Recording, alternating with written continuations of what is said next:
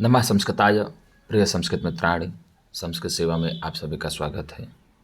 हम लोग हल कर रहे हैं यूपीटीजीटी के लिए प्रैक्टिस सेट, जिसमें हम लोगों ने 51 से 75 तक के प्रश्नों को हल कर लिया है। आज उसी क्रम में अपने प्रैक्टिस सेट में भाग 3 के 76 से 100 प्रश्नों को हल करेंगे। हम लोग एक प्रैक्टिस सेट में 25 प्रश्नों को लेकर आते हैं। कितने प्रश्नों को लेकर आते हैं?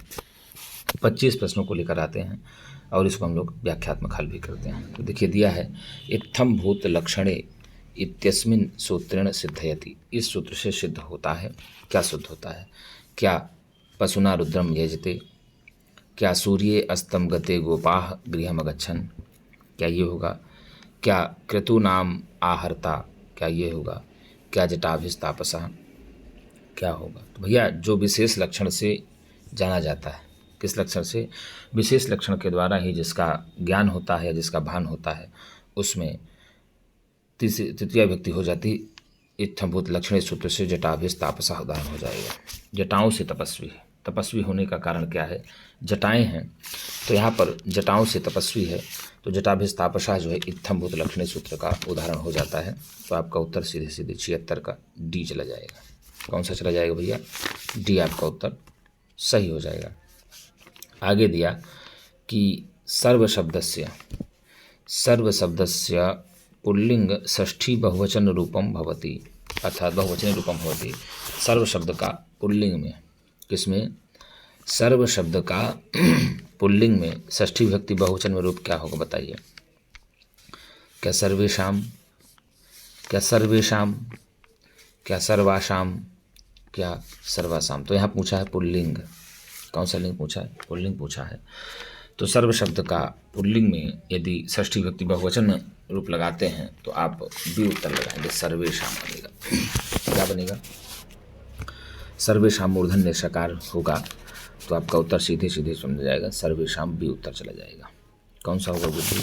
आपका बी उत्तर सही हो जाएगा। सर्व शब्द का पुल्लिंग हो जाएगा। तो सर्वस्य सर्वयोः सर्वेषाम बनता है।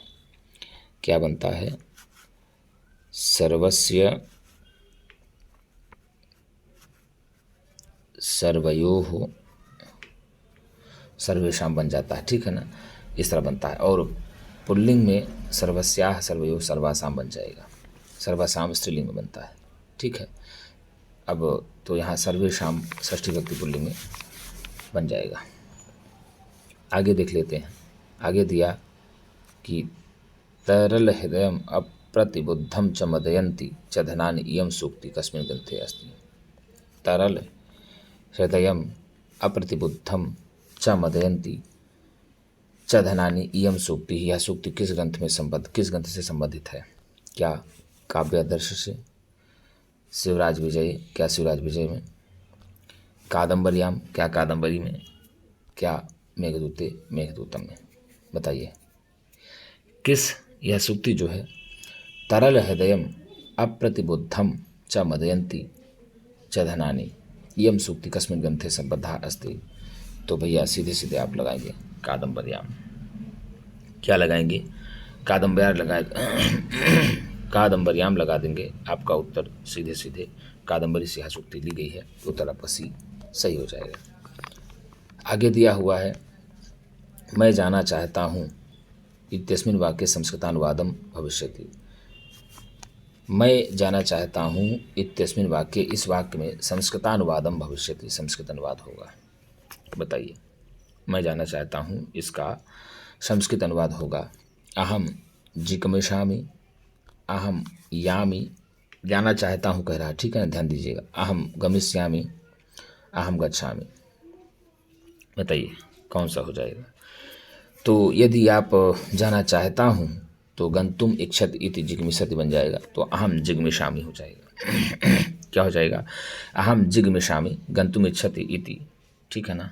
अहम गंतुम इच्छामि इति जिग्मिषामि बन जाएगा। तो यहाँ आप लगाएंगे एक कवल। अहम यामि, मैं जाता हूँ। अहम गच्छामि, मैं जाता हूँ। अहम गमिष्यामि, मैं जाऊँगा, ऐसा होता है। तो इसका उदाहरण आपका हो जाएगा अहम जिग्मिषामि, अहम गंतुम इच्छामि इति जिग्मिषामि बन गया। तो ये उत्तर आपका सही हो जाएगा। साहरी पदे समासा अस्ति। क्या कहा? साहरी पद में समास है, बताओ। तो क्या साहरी पद में समास है? क्या तत्पुरुषः, क्या तत्पुरुष समास है। बहुव्रीहि, क्या बहुव्रीहि समास है। केवल समासः, क्या केवल समास है। क्या अव्ययी भावः, क्या अव्ययी भाव समास है। बताइए भैया, खटाखट आप लोग उत्तर बताइए कि सहारी में कौन सा समास है। तो सहारी में आपको बता दें गुरुजी, अव्ययी भाव समास होता है। कौन सा समास होता है, अव्ययी भाव समास होता है। आपको बता दें, हरे ही सादृश्यम बनता है, सादृश्य अर्थ में है, हरे ही सादृश्यम, हरे ही सादृश्यम, हरि के सदृश। तो इसका सीधे सीधे उत्तर चला जाएगा अव्ययी भाव समास में, डी में, ठीक है ना। अब अव्ययी भाव समास होता भी है, अव्ययम विभक्ति समीप समृद्धि व्यत्यर्था भाव प्रत्या संप्रति प्रादुर्भाव पश्चात यथानुपूर्व योगपद कल्याणत वचनेषु। इनके योग में अव्ययम विभक्ति, अव्यय के योग में विभक्ति योग में समीप समृद्धि वृद्धि अर्थाभाव अत्यय, इन सब के योग में जो है अव्ययी भाव समास होता है। तो यहाँ सादृश्य अर्थ में है, हरे सादृश्यम बराबर बन गया सहारी, सादृश्य अर्थ में है। किस में है, सादृश्य में है। तो आपका अव्ययी भाव समास हो जाएगा। और प्रायण पूर्व पदार्थक प्रधानो अव्ययी भाव, प्रायः जिसमें पूर्व पद के अर्थ की प्रधानता होती है उसे अव्ययी भाव समास कहते हैं। और हम आपको बता भी दिया कि अव्ययम विभक्ति समीप समृद्धि विद्यार्थाभाव अत्यय संप्रति प्रादुर्भाव पाश्चात्य ध्यान पूर्व, इनके योग में अव्ययी भाव समास हो जाता है। तो यहाँ जो सहारी में समास हुआ है यह सादृश्य अर्थ में हो गया है। किस अर्थ में, सादृश्य अर्थ में हो गया। और बहुव्रीहि की बात बता दें, प्रायण अन्य पदार्थ प्रधानो अव्ययी भाव, प्रायः जिसमें अन्य पद के अर्थ की प्रधानता होती है उसे बहुव्रीहि समास कहते हैं। और तत्पुरुष समास की यदि बात किया जाए तो प्रायण उत्तर पदार्थ प्रधानो तत्पुरुषः, प्रायः जिसमें उत्तर पद के अर्थ की प्रधानता होती है उसको तत्पुरुष समास कहते हैं। तत्पुरुष समास के दो भेद होते हैं। कितने, दो भेद होते हैं, समानाधिकरण और दूसरा होता है व्यधिकरण तत्पुरुष। कौन सा, व्यधिकरण तत्पुरुष। तो समानाधिकरण तत्पुरुष को समविभक्तिक कहते हैं। क्या है, समविभक्तिक होता है। ये समानाधिकरण जो होता है यह समविभक्तिक होता है, अर्थात इसमें दोनों में विभक्तियां समान होती हैं, ये समानाधिकरण तत्पुरुष है।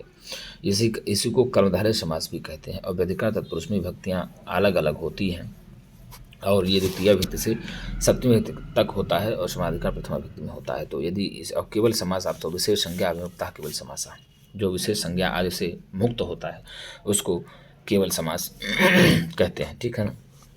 सहसुपा आप पढ़े ही हैं, इवन समास विभक्त लोपाश्च। तो आप केवल समास भी एक समास होता है। आचार्य वरदराज ने समास के 5 भेद माने हैं, जिसमें उन्होंने पहला भेद केवल समास ही माना है, और दूसरा अव्ययी भाव, तीसरा तत्पुरुष, तत्पुरुष के भेद को उन्होंने कर्मधारय माना, और कर्मधारय के भेद को ही उन्होंने द्विगु मान लिया, और द्वंद्व बहुव्रीहि समास माना ही। वरदराज जी 5 समास मानते हैं, भट्टोजी दीक्षित जी 4 समास के भेद मानते हैं, ठीक है ना। अव्ययी भाव, अव्ययी भाव का भेद कर्मधारय, कर्मधारय का भेद द्विगु, द्वंद्व बहुव्रीहि, ऐसा मानते हैं। भट्टोजी दीक्षित 4 ही मानते हैं। और आपके जो माध्यमिक शिक्षा परिषद में आप यूपी टेट देने जाएंगे तो आपको भी वहाँ 6 भेद लगाना होगा, लेकिन यूपी में भी आपको 4 भेद ही लगाना है। 4 भेद ही बहुग्रम सक्सेना में आपको मिलता है। तो इस प्रकार से सहारी पदे समासः अस्ति, तो सहारी पद में अव्ययी भाव समास है, ठीक है ना, सादृश्य अर्थ में। किस अर्थ में, सादृश्य अर्थ में। पार्वती परिणय रचना अस्ति, पार्वती परिणय रचना किसकी है, कालिदासस्य, क्या कालिदास की है, यहाँ कालिदासस्य होना चाहिए। बाणभट्टस्य, क्या बाणभट्टस्य की होनी चाहिए। क्या माघस्य, क्या माघ की। क्या दंडिना, क्या दंडी की। बताइए किसकी रचना है, ठीक है। पार्वती परिणय किसकी रचना है, तो यहाँ कस्य रचना अस्ति हो तो कालिदासस्य होना चाहिए। कालिदासेन की जगह सस्य ये ऐसे होना चाहिए।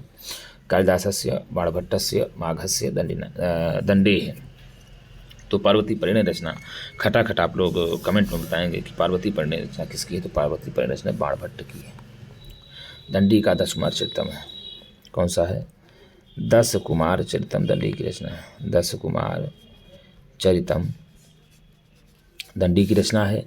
और महाकवि माघ की शिशुपाल वधम, कौन सा, शिशुपाल वधम, शिशुपाल वधम महाकवि माघ की है। कालिदास की नाटक आपको बता दें, ऋतुसंहार गीत काव्य है।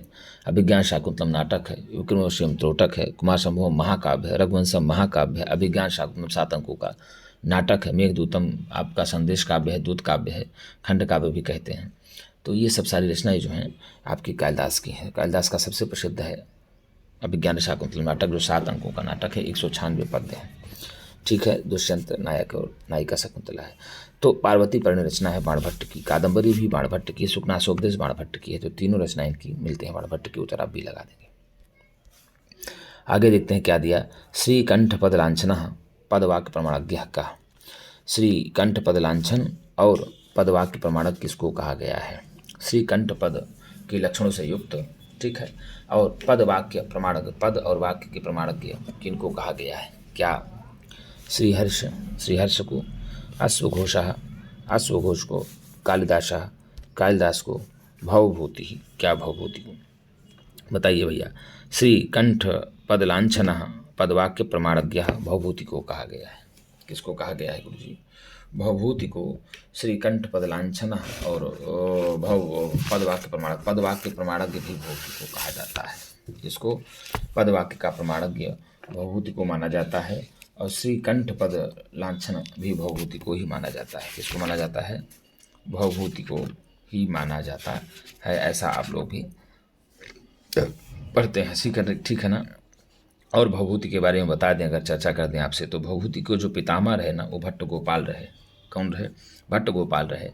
और इनके पिता जो नीलकंठ रहे, माता जतुकर्णी या जातुकर्णी रही हैं। इनका मूल नाम ही रहा श्रीकंठ या भट्ट श्रीकंठ था। इनके गुरु जो है भवभूति के ज्ञान निधि और कुमारिल भट्ट जी रहे। कौन रहे हैं? यदि इनके गुरु की बात किया जाए तो ज्ञान निधि और कुमारिल भट्ट, ठीक है ना। ज्ञान निधि और कुमारिल भट्ट भवभूति के गुरु रहे। इनका दार्शनिक नाम उदुम्बर अंबिकाचार्य उम्बेक भी मिलता है, भवभूति का ही। इनकी उपाधि ही रही है पदवाक्य प्रमाणज्ञ। पद से व्याकरण शास्त्र का बोध होता है। पद से किसका बोध होता है? व्याकरण शास्त्र का बोध होता है। सुप्तिगंतम पदम आप लोग पढ़े हैं। और वाक्य से जो है गुरु जी, मीमांसा शास्त्र का बोध होता है। किससे? मीमांसा शास्त्र का बोध होता है। और प्रमाण से न्याय शास्त्र। तो देख लीजिए, तीनों से बोध किसका किसका होता है? तो आप पद से व्याकरण शास्त्र का बोध होता है। यहाँ से पूछ ले प्रश्न कि पद से किसका बोध होता है? तो व्याकरण शास्त्र का बोध होता है। और पद वाक्य से, ये वाक्य से आप कहेंगे तो मीमांसा का बोध होता है। किसका बोध होता है? स्क्रीनशॉट आप लोग ले लीजिएगा। और यदि प्रमाण की बात किया जाए तो न्याय का बोध होता है। जिसका भैया? न्याय की बात की तो न्याय शास्त्र का बोध होता है। ये तो पद से व्याकरण का, वाक्य से मीमांसा का और प्रमाण से न्याय का बोध होता है। इनको पदवाक्य प्रमाणज्ञ की उपाधि भी दी गई है। किसकी? पदवाक्य प्रमाणज्ञ। और श्रीकंठ पद लांछना भी इनको उपाधि मिल रहा है। कौन सी उपाधि मिली इनको? श्रीकंठ पद लांछना की भी उपाधि भवभूति को मिलती है। इसकी उपाधि श्रीकंठ पद लांछना, ठीक है ना। और इनको वस्यवाक भी कहा जाता है। भवभूति को ही वस्यवाक भी कहा जाता है। भाई हम चर्चा ही कर लेते हैं पर भवभूति को वस्यवाक्य भी कहा जाता है। परिणत प्रज्ञ भी, परिणत प्रज्ञ, ठीक है। परिणत प्रज्ञ, वस्यवाक उपाधि इन्हीं की है। परिणत प्रज्ञ भी इन्हीं की उपाधि है। शिखरिणी कवि भी भवभूति को कहा जाता है। कौन सा कवि? शिखरिणी कवि को कहा जाता है। और बता दें आपको, भवभूति करुण रस प्रधान कवि है। किसके हैं? भवभूति जी जो है करुण रस प्रधान कवि है। इनका वंश गोत्र जो रहा होगा है या काश्यप रहा है। और ये कृष्ण यजुर्वेदी तैतरी शाखा के ब्राह्मण थे, ठीक है। तैतरी शाखा पाठी ब्राह्मण थे। इनकी आश्रयदाता, यदि आपसे पूछ ले भवभूति के आश्रयदाता कौन रहे, तो आश्रयदाता में इनके कानकुब्ज नरेश केशवर्मा रहे। इनका जो प्रिय रस रहा वो करुण रहा। कौन सा रहा? करुण रस इनका प्रिय रहा। भवभूति अपने आप को परिणत प्रज्ञ की उपाधि जो है, बता दें आपको, उत्तरामचरितम में ही कहते हैं। उत्तरामचरितम में ही भवभूति अपने आप को परिणत प्रज्ञ कहते हैं। और महावीर चरितम में भवभूति अपने आप को वस्यवाक कहते हैं। आप से प्रश्न पूछ लें कि उत्तरामचरितम में भवभूति अपने आप को क्या कहते हैं, तो आप बताएंगे उत्तरामचरितम में, उत्तर रामचरितम में भवभूति अपने आप को परिणत प्रज्ञ कहते हैं। क्या कहते हैं? परिणत प्रज्ञ। क्या कहते हैं गुरुजी? परिणत प्रज्ञ अपने आप को उत्तरामचरितम में कहते हैं। और महावीर चरितम में वस्यवाक कहते हैं। कहाँ? महावीर चरितम में वस्यवाक कहते हैं। भवभूति अपने आप को महावीर चरितम में वस्यवाक कहते हैं, ठीक है। ये वस्यवाक महावीर चरितम में अपने आप को कहते हैं। परिणत प्रज्ञ उत्तरामचरितम में स्वयं भवभूति कहते हैं। तो उनके बारे में क्षेमेंद्र ने स्वतिलक में भी भवभूति के बारे किसी के शिखरणी की प्रशंसा करते हुए कहा भी करते हैं कि निरर्गल तरंगणी भवभूते शिखरणी नीरलगल तरंगिणी रुचिरा घन संदर्भे या मयूरी नृत्यते। और इनका जो नाटक है ना भभूति का, इनमें सर्वथा विदूषक का अभाव होता है। बहुत अच्छा प्रश्न है ये। विदूषक का अभाव भभूति के नाटकों में मिलता है, अर्थात विदूषक भभूति के नाटकों में नहीं मिलता है। भभूति के 3 नाटक हैं। कितने हैं भैया? भभूति के 3 नाटक हैं। मालती माधवम, कौन सा? मालती माधवम, महावीर चरितम, महावीर चरितम, और तीसरा नाटक है उत्तर रामचरितम, उत्तर रामचरितम। मालती माधवम, महावीर चरितम और उत्तर रामचरितम ये भभूति के ही तीनों नाटक हैं, ठीक है ना। और भभूति की रीति के बारे में बात किया जाए तो भैया इनकी रीति गौड़ी है। भभूति की कौन सी रीति है? गौड़ी रीति है। और आपको बता दें कि जो कारुण्यम भभूति रेतनते अज्ञात के द्वारा ही पता चलता है। और विक्रमार्क जी इनको जो है ना बहुत अच्छी युक्ति बोलते हैं, उत्तरे रामचरिते भभूति विशिष्यते। तो यहाँ पूछा श्रीकंठ पद लांछना पदवाक्रमणज्ञ कहा अस्ति, तो भवभूति ही अस्ति। कौन है? भवभूति है। और मुद्रा राक्षस के रचनाकार अश्वघोष है। अश्वघोष ने मुद्रा राक्षस लिखा है। कालिदास के बारे में पिछली वीडियो में हम लोग चर्चा किया था। और श्रीहर्ष आप लोग पढ़े ही, हर्षा श्रीहर्षा नजदीक चरितम आप लोग पढ़े हैं। आगे देखते हैं क्या दिया। आगे दिया आशिषीनाथ। क्या कहा? आशिषीनाथ कस्मिन् विभक्ति संबद्धा अस्ति। आशिषनाथ किस विभक्ति में संबद्ध है? किस विभक्ति से संबंधित है? बताइए। आशिषीनाथ किस विभक्ति से संबंधित है? खटाखट आप लोग उत्तर बताइए 83 का क्या होगा। तो आशिषीनाथ षष्ठी विभक्ति से संबंधित है। किससे संबंधित है गुरुजी? षष्ठी विभक्ति से संबंधित है। तो आपका उत्तर टीजे चला जाएगा बी। प्रातिपदिकार्थ लिंग परिमाण वचन मात्र प्रथमा हो जाता है। आधारोधिकरणों में सप्तमी विभक्ति हो जाती है। कर्तृकरणों से तृतीया हो जाती है। कर्ता और गण में तृतीया विभक्ति हो जाती है। यदि आपसे पूछ ले कि कर्ता की मूल विभक्ति कौन सी है, तो तृतीया ही विभक्ति है। और करण में कौन सी विभक्ति होती है? तृतीया हो जाती है। आशिषनाथा का संबंध किस विभक्ति से है? तो षष्ठी विभक्ति से हो जाता है। आप उत्तर लगा देंगे बी। क्या लगाएंगे गुरुजी? बी लगा देंगे। नक्षत्रे चलुपी। क्या कहा? नक्षत्रे चलुपी सूत्रे विभक्ते का विधान किम विधानम भवति। नक्षत्रे चलुपी सूत्र से किसका विधान किया जाता है?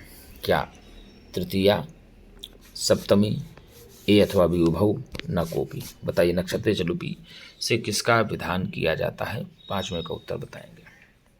नक्षत्रे चलुप सूत्र से किसका विधान किया? तो भैया नक्षत्रे चलुप से तृतीया और सप्तमी दोनों विभक्ति का विधान किया जाता है। किसका? तृतीया का भी किया जाता है, सप्तमी का भी किया जाता है। तो ए अथवा बी उभव दोनों आपका उत्तर सही हो जाएगा। नक्षत्रे चलुपी ये जो सूत्र है इसमें तृतीया और सप्तमी विभक्ति दोनों का ही विधान होता है। तो आप उत्तर सीधे लगा देंगे गुरुजी।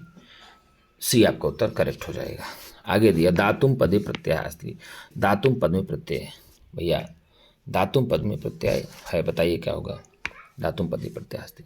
क्या क्ता प्रत्यय अस्ति? क्या तुमुन प्रत्यय अस्ति? क्या नियत प्रत्यय अस्ति? क्या ले प्रत्यय अस्ति? तो दातुम पद में तुमुन प्रत्यय होता है।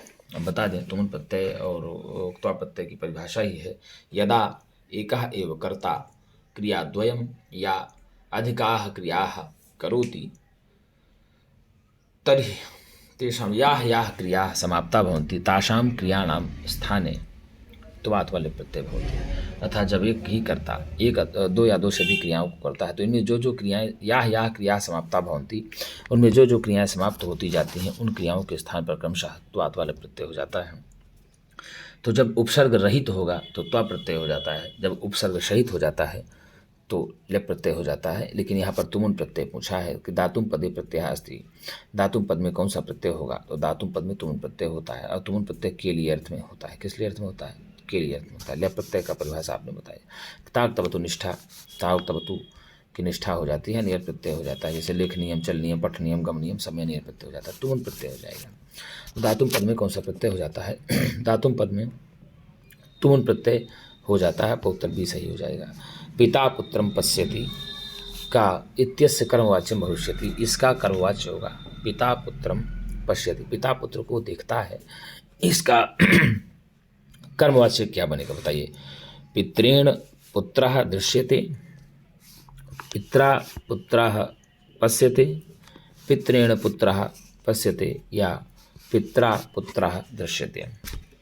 हमने आपको बताया था पहले ही कि वाच्य 3 प्रकार के होते हैं। कितने प्रकार के? वाच्य 3 प्रकार के होते हैं। पहला आया कर्तृवाच्य, दूसरा आया कर्मवाच्य और तीसरा आया भाववाच्य। ठीक, हमने स्पष्ट किया था आपको पहले ही वीडियो में। तो कर्तृवाच्य में कर्ता की प्रधानता होती है। किसकी प्रधानता होती है? कर्ता की प्रधानता होती है। कर्मवाच्य में कर्म की प्रधानता होती है। भाववाच्य में भाव की प्रधानता होती है। तो कर्तृवाच्य में क्रिया कर्ता के अनुसार चलती है, अर्थात कर्ता जिस वचन और विभक्ति का होगा क्रिया भी उसी वचन की होगी। ठीक है ना? तो यदि कर्ता यहाँ एक वचन का है तो क्रिया भी एक वचन की होगी कर्तृवाच्य में। और कर्तृवाच्य में कर्ता की प्रधानता होती है, कर्म गौण होता है। तो कर्तृवाच्य में कर्ता प्रथमा विभक्ति में प्रयोग किया जाता है और कर्म जो है द्वितीया में हो जाएगा।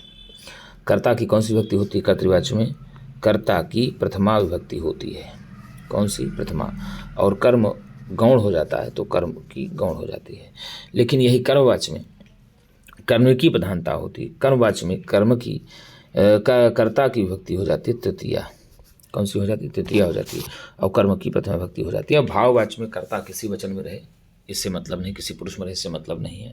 क्रिया की और प्रथम पुरुष एक वचन की क्रिया होती है भाववाच्य में। ठीक है, कर्ता आदि किसी भी में रहे कोई मतलब इससे नहीं है। किसी वचन में रहे किसी व्यक्ति में रहे इससे कोई मतलब नहीं है। तो आप सीधे देख लीजिए, यहाँ दिया था पिता पुत्रम पश्यति, यह कर्तृवाच्य है। पिता पुत्रम पश्यति, तो पिता में प्रथमा विभक्ति हो गया और पुत्रम में द्वितीय विभक्ति हो, क्योंकि गौण है, कर्म गौण है और प्रधान है पिता। तो पिता के अनुसार ही यहाँ पर पश्यति हो गया, क्रिया चल गई। तो पिता का ही अब हम कर्मवाच्य करते हैं तो पित्रा बन जाएगा। तृतीया में क्या बन जाएगा? यहाँ पर तृतीया व्यक्ति हो गई, पित्रा हो गया। और पुत्रम का पुत्रा हो गया, क्योंकि ये प्रथमांत तो हो जाता है और दृश्यते प्रत्यय होकर के। तो यहाँ पर डी आपका उत्तर सही हो जाएगा। पित्रा पुत्रः दृश्यते आपका उत्तर सही हो जाएगा। कालिदास से भार्या अस्त्री, कालिदास की पत्नी है। बताइए, खटाखट का वासवदत्ता, क्या वासवदत्ता है? प्रियंवदा, क्या प्रियंवदा है? अनुसूया, क्या अनुसूया है? विद्योत्तमा, क्या विद्योत्तमा है? तो कालिदास की भार्या हैं, खटाखट बताइए। वासवदत्ता है क्या? भैया नहीं, स्वप्न वासवदत्ता में आपको वासवदत्ता मिलेगी। प्रियंवदा है क्या? नहीं, ये भी नहीं है। अनुसूया है क्या? नहीं, अनुसूया भी नहीं है। विद्योत्तमा है क्या? विद्योत्तमा है। बताइए, भार्या, कालिदास की भार्या कौन है? खटाखट बताइए तो भैया विद्योत्तमा जी हैं। कालिदास की पत्नी कौन है? विद्योत्तमा जी हैं। आपको बता दें, यदि कालिदास के परिचय के बारे में भी आप लोगों को जानना चाहिए थोड़ा सा, तो जान ही लेना चाहिए यदि आप पढ़ना शुरू कर दिए हैं। तो कालिदास की पत्नी है विद्योत्तमा, और विद्योत्तमा के फटकार से ही कालिदास जी को वैराग हुआ था। और विद्योत्तमा के फटकार के बाद से ही आपको बता दें कालिदास ने काली देवी की उपासना की, और काली देवी से उपासना करके काली देवी प्रसन्न हुई तो कालिदास को विद्या का वरदान दी। किसका दी? विद्या का वरदान दी। कालिदास जी आते हैं, फिर उसके बाद दरवाज़ा खोलते हैं, दरवाज़ा खटखटा करके बोलते हैं कि अनावृत कपाटम द्वारम देहि, अर्थात हे देवी दरवाज़ा खोलो। इसके उत्तर में उनकी पत्नी कहती हैं अस्ति कश्चित वाग विशेषा, अरे है कोई वाणी विशेषज्ञ। तो उसी अस्ति से उन्होंने अस्ति उत्तरश्याम दिश देवतात्मा हिमालयो नाम नगाधिराजा, ऐसा श्लोक लिखते हैं। पहला ही उन्होंने वो, ठीक है ना, कुमार संभव में, और दूसरा मेघदूतम में कश्चित अनावृत अस्ति कश्चित से वो लिखते हैं कश्चित कांता वीराह गुरुड़ा स्वाधिकारा प्रमत। तो कश्य शब्द से ही मेघदूतम की रचना कर देते हैं। और वाग विशेषा में जो वाग शब्द दिया है, वाग से ही उन्होंने वागर्थाव्यो संप्रक्तौ वागर्थ प्रतिपत्ते जगता पितरौ वंदे पार्वती परमेश्वरौ, तो वो रघुवंशम 19 सर्गों के महाकाव्य की रचना कर देते हैं। तो इस प्रकार से कालिदास विद्योत्तमा के फटकारे जाने पर जाते हैं, तब करते हैं, काली देवी को प्रसन्न करते हैं और आकर के घर में जो है वो इस प्रकार से कहते हैं। और कालिदास जो है ना विक्रमादित्य के सभा में नवरत्नों में से एक गिने जाते हैं। उनमें कहा ही जाता है जो नवरत्न थे उनके विक्रमादित्य के, तो धनवंतरिक्षपण का मर सिंह शंकुक बेताल भट्ट घट कर पर कालिदासा ख्यातो वराह मिहिरो नृपते सभायाम रत्नानि वै वररुचिर्नव विक्रमस्य, ज्योतिर्विधाभरण में आप पढ़ेंगे तो प्राप्त होता है। कालिदास की रचनाएं यदि कालक्रम की दृष्टि से बात किया जाए तो सर्वप्रथम जो लिखा गया है ना, ऋतुसंहार है उनका गीत काव्य है। कौन सा है? ऋतुसंहार है, गीति काव्य है। और उसके बाद कुमार संभवम लिखा गया महाकाव्य, फिर मालविकाग्निमित्रम भी लिखा गया, वो नाटक है। विक्रमोर्वशीयम जो है त्रोटक मिलता है इनका, और मेघदूतम खंड काव्य मिलता है, जिसको दूत काव्य भी कहते हैं, संदेश काव्य भी कहते हैं। रघुवंश महाकाव्य की चर्चा आती है, फिर विज्ञान शाकुंतलम नाटक आती है, जो कि विज्ञान शाकुंतलम नाटक बड़ा ही कालिदास का पॉपुलर है, ठीक है ना। उसमें भी चतुर्थ अंक का 4 श्लोक बड़ा ही पॉपुलर है।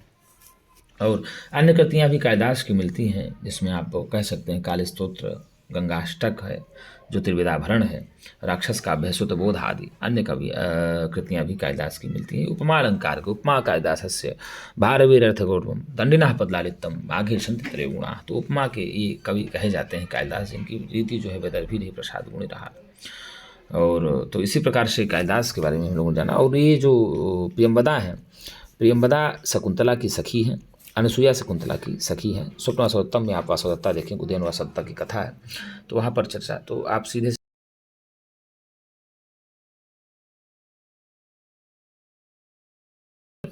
सही हो जाएगा।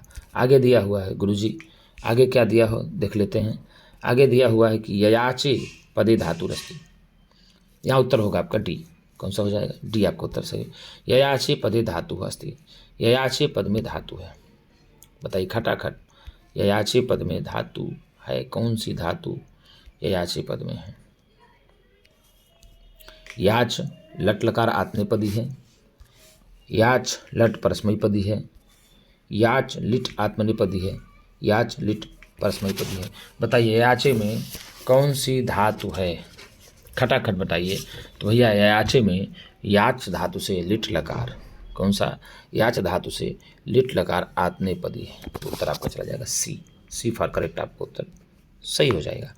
आगे दिया चार इत्यस्य का स्त्रीलिंग रूपम भविष्यति, चार इसका स्त्रीलिंग रूप होगा। चार इस शब्द का स्त्रीलिंग में कौन सा शब्द होगा? क्या चतुरः, क्या चत्वारा, क्या चत्वारी, क्या चतस्रः? तो भैया चार का चतस्रः होगा। क्या होगा? चार का चतस्रः होगा। आपको बता दें चार शब्द का रूप बहुवचन में ही चलता है, और पुल्लिंग में आप पढ़े हैं चत्वारः, चतुरः, चतुर्भिः, चतुर्भ्या। पुल्लिंग में क्या चलता है? पुल्लिंग में चत्वारः, क्या कहा? चत्वारः। बहुवचनांत में चलता है, ध्यान रखिएगा। चतुरः, चतुर्भिः,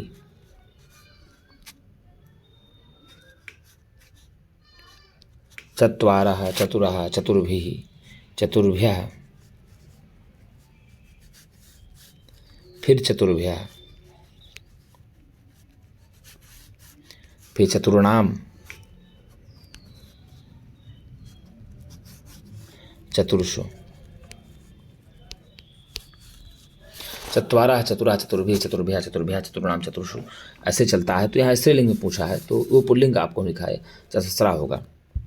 अब आपको बता दें चतस्रः, ठीक है ना, चतस्रः, चतस्रः, चतुर्भिः, चतुर्भ्यः, चतस्रभिः, चतस्रभ्यः, चतस्रणाम, चतस्रसु, ऐसे चलता है। तो यहाँ स्रा लगा रहता है। यहाँ चतुरा जो है पुल्लिंग का है। चत्वारी, चत्वारी, चतुर्भिः, चतुर्भिः, चतुर्भ्यः, चतुर्भ्यः, चतुर्णाम, चतुर्ष, ये चत्वारी जो है नपुंसकलिंग का है, ठीक है ना। तो आपका यहाँ स्त्रीलिंग में चतस्रः, चतस्रः, ठीक है, क्या बनेगा? चतस्रः।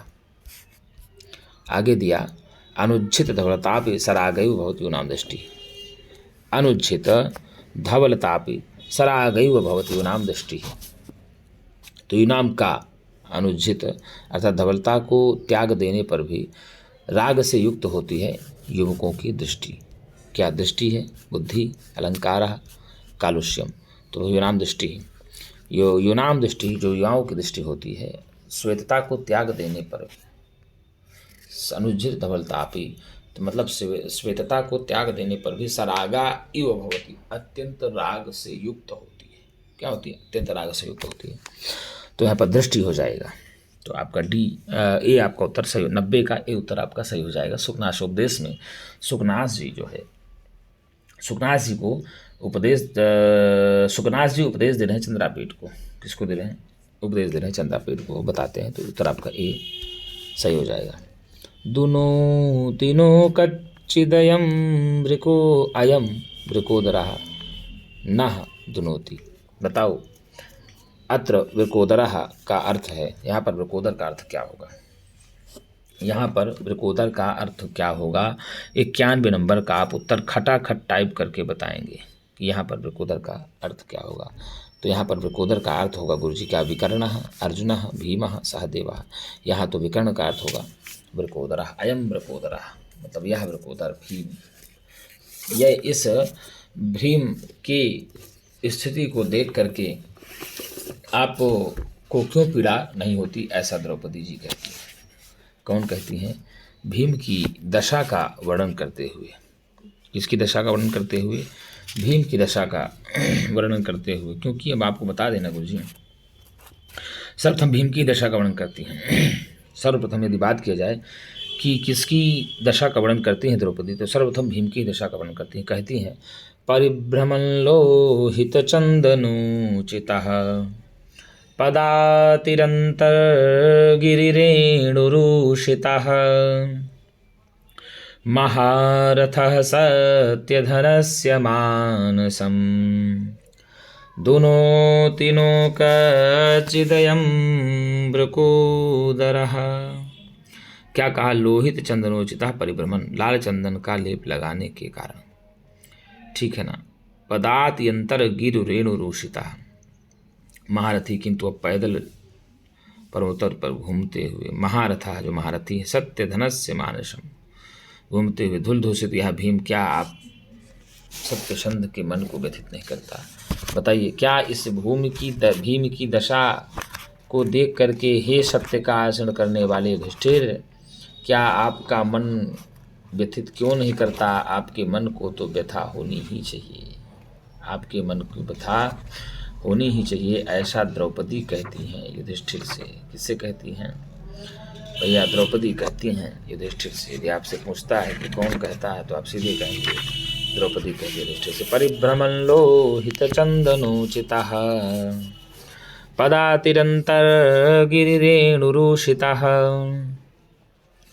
महारथः सत्यधनस्य मानसं दुनोति नो कच्चिदयं वृकोदरः। कितनी बड़ी बात कहा भाई साहब। अयम यह वृकोदरः भीम, अयम वृकोदरः, यह अयम मतलब यह, देखिए अयम वृकोदरः, यह जो वृकोदर भीम है, ठीक है, भीम से इन कच्चित नादुनोति, आपको क्यों नहीं व्यथित करता है? भीम की दशा आपको क्यों नहीं व्यथित करती है, क्यों पीड़ा नहीं पहुंचाती है, ऐसा कहते हैं। आप वृकोदरः का अर्थ ही पूछा है तो भीम होगा। इसका अर्थ ही पूरा जा रहा था कि लाल चंदन का लेप लगाने के कारण अत्यंत महारथी जो भीम था, किंतु अब वह पैदल पर्वतों पर घूम रहा है, जिसके कारण धूल धूषित यह भीम है। क्या आप हे सत्यवादी, क्या आपके मन को व्यथित नहीं करता? करना चाहिए, ऐसा द्रौपदी कहती हैं। तो यदि ये चर्चा जो है ये पूछ लेता है कि ये सूक्ति कहाँ से आई हुई है, तो आप ये सूक्ति बोलेंगे किरातार्जुनीयम से आई है, किरातार्जुनीयम से आई हुई है। और यहाँ पर वृकोदर भीम की दुर्दशा का वर्णन किया गया है, और सर्वप्रथम भारत जी भीम की दुर्दशा का ही वर्णन करते हैं। तो उसके बाद भीम की दुर्दशा का वर्णन करने के बाद फिर नकुल सहदेव अर्जुन आदि का भी चर्चा वो करते हैं। और अर्जुन जो है मध्यम पांडव हैं, ये किरातार्जुनीय महाकाव्य के नायक होते हैं। कौन होते हैं? नायक होते हैं। आगे देख लेते हैं, यहाँ दिया है दोनों तीनों को चंदन वृकोदरः, इसका उत्तर जाएगा सी फॉर करेक्ट, आपका उत्तर सही हो जाएगा। आगे दिया कि गुणवते कन्या प्रतिपादनीय उक्ति ही अस्ति, अर्थात गुणवान व्यक्ति को कन्या देनी चाहिए, ऐसी उक्ति है। ऐसी उक्ति है किसकी है बताइए? किसके लिए?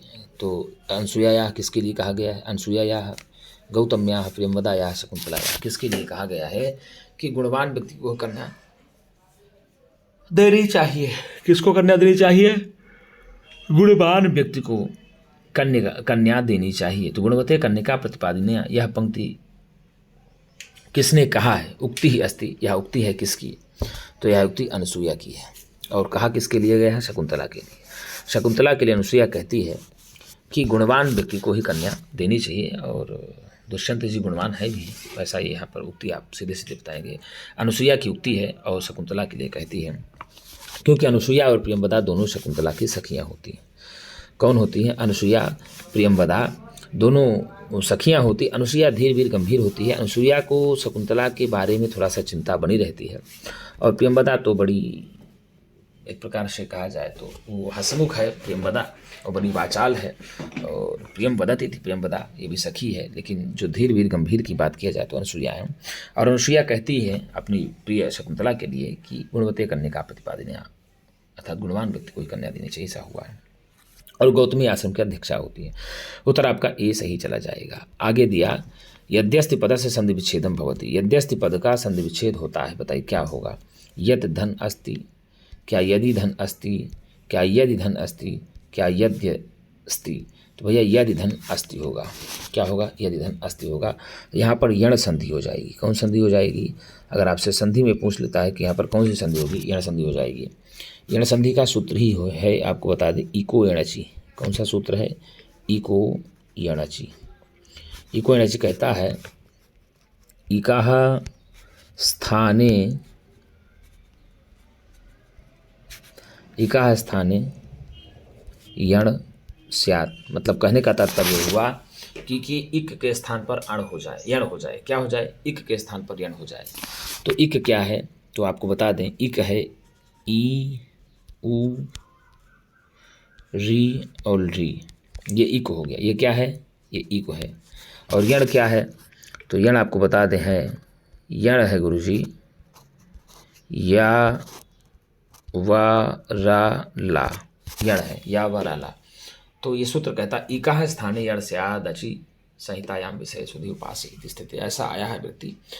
तो ई उ री के बाद यदि कोई असमान स्वर आता है तो कौन सा स्वर आता है? ई उ री के बाद यदि कोई असमान स्वर आता है तो क्रमशः ई उ री के स्थान पर या वा रा ला हो जाता है। तो यहाँ देखिए ई आया हुआ है, ई आया हुआ है और इसके बाद आ आया हुआ है, तो दोनों का उच्चारण स्थान अलग है और असमान वर्ण है। तो इसीलिए ही कहा कि ई उ री के बाद यदि असमान स्वर वर्ण आता है तो क्रमशः ई के स्थान पर या, उ के स्थान पर वा, री के स्थान पर रा और री के स्थान पर ला हो जाता है। तो यहाँ पर ई या में या हो गया, तो बन गया यद्यस्ति बन गया, यदि धन अस्ति यद्यस्ति बन गया। तो आपका यही संधि विच्छेद हो जाएगा। उत्तर सी आपका करेक्ट हो जाएगा, सही हो जाएगा। आगे दिया पराभवोप्योत्सव एव मानिनाम। का है? मानिनाम पराभवः अपि उत्सवः एव। अर्थात जो माननीय होते हैं, जो एक प्रकार से जिनको इज्जत प्रिय होती है, जो मान के धनी होते हैं, उनके लिए तो पराजय भी उत्सव के समान होती है। किसके समान होती है? यदि वह युद्ध क्षेत्र में हार भी जाएं, उनको यदि युद्ध क्षेत्र में हार भी मिले तो उनको तनिक भी कष्ट नहीं होता। ऐसा कौन कहती है? बताइए कथन किसका है? यदि आपसे पूछ ले कि ये कथन किसका है तो आप बताइए, खटा उत्तर बताएंगे कि ये कथन कौन बोल रही है और किसके लिए बोल रही है। कौन बोल रही है और किसके लिए बोल रही है? पराभवोप्युत्सव एव मानिनाम। अर्थात सीधे कहा कि भाई मानिनाम पराभवः उत्सव अपि भवति। अर्थात जो मानधनी होते हैं, जिनको इज्जत प्रिय होती है, उनके लिए बता दें गुरुजी, पराजय भी जो है उत्सव के समान होती है। किसके समान होती है? उत्सव के समान होती है। तो ऐसा कौन कहते हैं? आप खटाखट बताएंगे। ऐसा कहती है क्या द्रौपद्याः, क्या द्रौपदी कहती है, या जो है आपकी वनेचरस्य, क्या वनेचर कहता है, क्या युधिष्ठिरस्य, क्या युधिष्ठिर कहता है, और क्या जो है दुर्योधनस्य, क्या यह दुर्योधन कहते हैं? भैया ये द्रौपदी का कथन है। किसका कथन है? पराभवोप्योत्सव एव मानिनाम। ये जो है द्रौपदी कहती है। कौन कहती है? द्रौपदी कहती है। किससे कहती है? युधिष्ठिर से कहती है कि पराजय भी, क्या गुरुजी? पराजय भी मानधनियों के लिए उत्सव के समान होती है। किसके समान होती है? पराजय भी मानधनियों के लिए उत्सव के समान होती है, ऐसा यहाँ पर कहा गया है। ठीक है ना? तो आप सीधे द्रौपदी उत्तर लगा दें। और वनेचर ब्रह्मचारी वनेचर होता है, वरडेरिंगी होता है। ठीक है ना? युधिष्ठिर जो है सबसे बड़े भाई होते हैं। द्रौपदी नायिका होती है किरातार्जुनीय महाकाव्य की। ठीक है, तो ये द्रौपदी कहती है, आपको श्लोक याद आना चाहिए, 41वें नंबर पे है शायद, क्या 41वें में ही है, हमको लगता है 40 41, हाँ 41वें में ही है। द्विषन्निमित्ता यदि यम दशा ततः समूलमुन्मूलयतीव मे मनः परैरपर्यासितवीर्यसम्पदाम् पराभवोऽप्योत्सव एव मानिनाम्। द्रौपदी युधिष्ठिर से कहती है कि आपकी जो यह दशा हुई है यह आपके कारण नहीं, आपके शत्रुओं के कारण हुई है। अतः इसी कारण से जो मेरा मन है ना, वह संपूर्ण रूप से उजड़ा सा जा रहा है। क्यों? क्योंकि शत्रुओं द्वारा नष्ट की गई पराक्रम रूपी संपत्ति वाले जो स्वाभिमानी होते हैं उनके लिए पराजय भी तो उत्सव के स्वरूप होती है। इसलिए आपको पराजय की आशंका नहीं करनी चाहिए, आपको युद्ध करने की तैयारी करनी चाहिए। ऐसा द्रौपदी जो है युधिष्ठिर को कह रही है, उलाहना देते हुए। वसुपमानस्य वसूनिमेदनी, अत्र वसुपमान पदस्य का अर्थ है। यहाँ पर वसुपमान पद का क्या अर्थ होगा? खटाखट आप लोग बताइए कि यहाँ पर वसुपमान का क्या अर्थ होगा? क्या नागः, इंद्रः, कुबेरः, अग्निः? बताइए खटाखट क्या अर्थ होगा वसुपमानस्य वसूनि मेदनी? वसुपमानस्य वसूनि मेदनी, इसका इस यहाँ पर वसुपमान पद का क्या अर्थ होगा? तो वसुपमान पद का अर्थ 95 का उत्तर आप लोग कमेंट करेंगे मित्रों, क्या हो जाएगा? तो यहाँ वसुपमान अर्थ होगा इंद्र। वसुपमान का क्या अर्थ हो जाता है? वसुपमानस्य वसूनि मेदनी, अर्थात दुर्योधन के गुणों से होकर के नाम। आप बता दें कि बहुत ही बढ़िया कहा कि एक जगह श्लोक आता है ना कि दुर्योधन से के गुणों से द्रवीभूत होकर के पृथ्वी अपने आप सब कुछ धो देती है। और वसूनि मेदनी वसुपमानस्य, तो वसुपमान पद का अर्थ होगा इंद्र। क्या होगा? वसुपमानस्य वसूनि मेदनी, तो यहाँ पर सीधे सीधे अर्थ हो जाएगा वसुपमान का इंद्र। क्या हो जाएगा गुरुजी? वसुपमान पद का अर्थ हो जाएगा इंद्र। ठीक है, आगे दिया प्रश्न कि अद्य प्रभृति दूर प्रवर्तिनी ते खलु भविष्यामि कथनम अस्ति, आज से लेकर के मैं तुमसे दूर हो जाऊंगी, ऐसा कथन किसका है? ऐसा कथन किसका है कि आज से लेकर के मैं दूर हो जाऊंगी? ये कौन कहता है?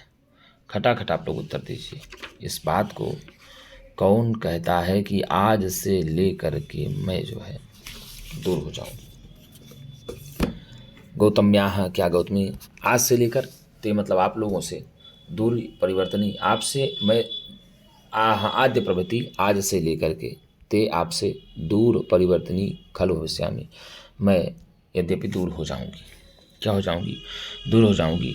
तो ये बात कौन कहता है बताइए? तो क्या गौतम्याः, क्या गौतमी कहती है? अनसूयायाः, क्या अनसूया कहती हैं? प्रियंवदायाः, क्या प्रियंवदा कहती हैं? शकुंतलायाः, क्या शकुंतला कहती हैं? तो भैया सीधे सीधे शकुंतला की उक्ति है। किसकी उक्ति है? शकुंतला की उक्ति है कि आज से मैं आपसे दूर हो जाऊंगी। ठीक है, तो आपका उत्तर हो जाएगा डी। क्या हो जाएगा? उत्तर आपका डी सही हो जाएगा। आगे दिया कि अभिज्ञान शाकुंतल नायिका अस्ति, अभिज्ञान शाकुंतलम की नायिका है, बताइए कौन कौन सी नायिका है? क्या स्वकीया, स्वकीय मध्या, स्वकीय मुग्धा, अभिसारिका, प्रेषित प्रिया? बताइए अभिज्ञान शाकुंतलम में कौन सी नायिका है?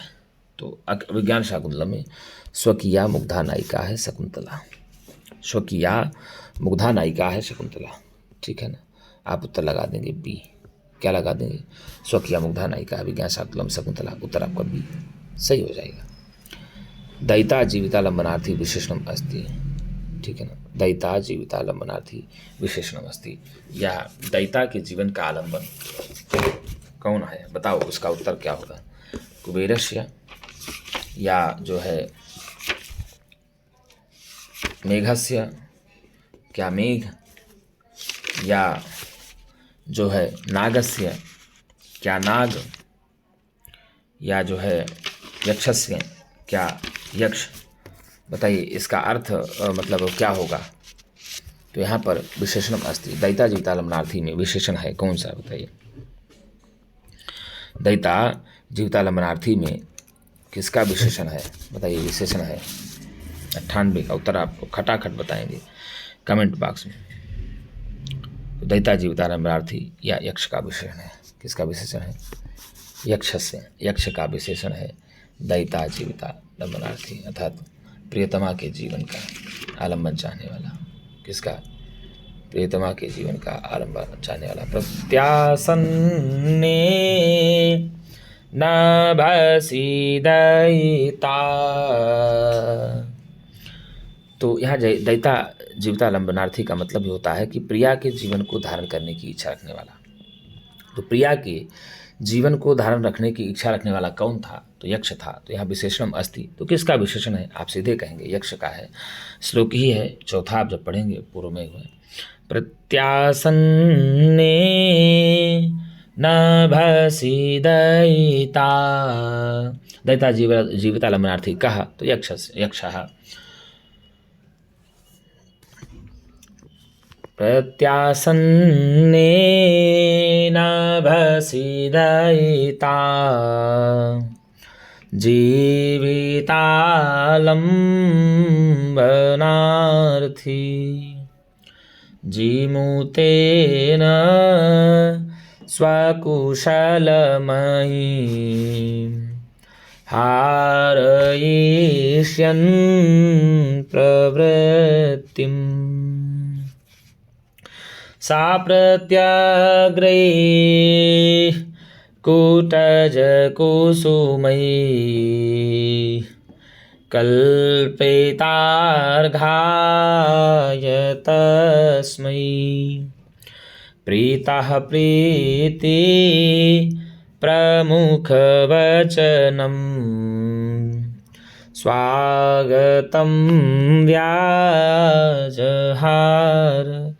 ये कहा मेघ यक्ष मेघ से कहता है कि श्रावण महीने के समीप होने पर अपनी प्रियतमा के जीवन धारण करने की इच्छा रखने वाले कहीं मेरे वियोग में यह प्राण त्याग न कर दें, ऐसी आशंका के कारण उस यक्ष ने मेघ के माध्यम से अपनी कुशल वार्ता अपने प्रिय तक पहुंचाने की आशंका से ही नए गिरिमल्लिका के फूलों से विधिवत पूजन सामग्री संपादित कर प्रसन्नतापूर्वक युक्त हृदय से एवं प्रणय युक्त शब्दावली से उसमें को सम्मानित करता है यक्ष। तो आपको उत्तर जाएगा डी। और यक्ष का स्वामी है कुबेर। कौन है? कुबेर है। तो उत्तर आपको चला जाएगा यक्ष से। तुर्या शब्द से कहा अर्थ। तुर्या शब्द का क्या अर्थ होगा? यहाँ कहा होना चाहिए। तुर्या शब्द से कहा अर्थ। बताइए भैया, तुर्या शब्द का अर्थ क्या होगा? क्या अंतिमे आद्यः द्वितीयः चतुर्थ। तो तुर्या शब्द का अर्थ होता है संस्कृत में चतुर्थ। क्या होता है? चतुर्थ। आपका उत्तर डी सही हो जाएगा। नक्तम शब्दस्य अर्थः अस्ति। नक्तम शब्दस्य अर्थः अस्ति। नक्तम शब्द का क्या अर्थ होगा? दिन होगा क्या? रात्रि होगा क्या? सवेरा होगा क्या? पृथ्वी होगा क्या? बताइए। सब का उत्तर नक्तम में आप क्या बताएंगे? खुरी खटाखट बताइए। तो नक्तम पद का अर्थ होगा रात्रि। नक्तम दिवम। ठीक है। नक्तंच दिवंच। नक्तम दिवम। नक्तम मतलब रात्रि और दिवम मतलब दिन होता है। वही कहता है ना कि यथा योग्य रात और दिन का समुचित विभाजन करके दुर्योधन जो है ना, वहाँ समुचित रात और दिन का विभाजन करके दुर्योधन के द्वारा अपने राज्य का विस्तार किया जा रहा है, ऐसा हम लोग पढ़ते हुए। तो रात्रि मतलब नक्तम शब्द का अर्थ होता है रात्रि और दिवम का अर्थ दिन होता है। और ये शब्द जो है भारत के द्वारा रचित किरातार्जुन में आया हुआ है। कहाँ आया हुआ है? किरातार्जुन में आया हुआ है। तो उत्तर आपका बी सही हो जाएगा। तो मित्रों, यदि आपको वीडियो अच्छी लगती हो तो एक बार चैनल को लाइक और सब्सक्राइब जरूर करें, और हो सके तो मित्रों के पास भी शेयर करें। ये आपके लिए जो परिश्रम किया जा रहा है, आपके लिए जो मेहनत किया जा रहा है, तो ये मेहनत भी व्यर्थ नहीं जानी चाहिए। आपकी तैयारी भी अच्छी होनी चाहिए और आप बेस्ट से बेस्ट तैयारी करें, अच्छे से अच्छी तैयारी करें और अपने आप को इसी प्रकार से संभालते हुए, अपने आप को नए जीवन में लगाते हुए, उबारते हुए आप अच्छी से अच्छी तैयारी करके एक अच्छा से अच्छा अपने जीवन में कर सकें। यही हम प्रभु से प्रार्थना करते हैं, विनती करते हैं। और आपके जीवन में हमेशा मंगल ही मंगल हो, ऐसी मैं प्रभु से प्रार्थना करता हूँ कि सारे जितने भी विद्यार्थी हैं सबको निराशा हाथ न लगे। एक आशा के साथ, एक नई उमंग के साथ, एक नई ऊर्जा के साथ, एक नए क्षमता के साथ, एक नई भावना के साथ आप अपने अंदर एक नई ज्योति को प्रकट करेंगे और एक नई ज्योति को प्रकट करके आप एक नए आयाम पर, नई स्थिति पर, नए पदभार पर अपने आप को लगाएंगे और सफल व्यक्ति बनाने में भी अपना संपूर्ण योगदान देंगे मित्रों। तो मित्रों, आज के लिए इतना ही। हम पुनः आपको एक नई वीडियो के साथ मिलेंगे। तब तक के लिए नमः शमस्कृताय।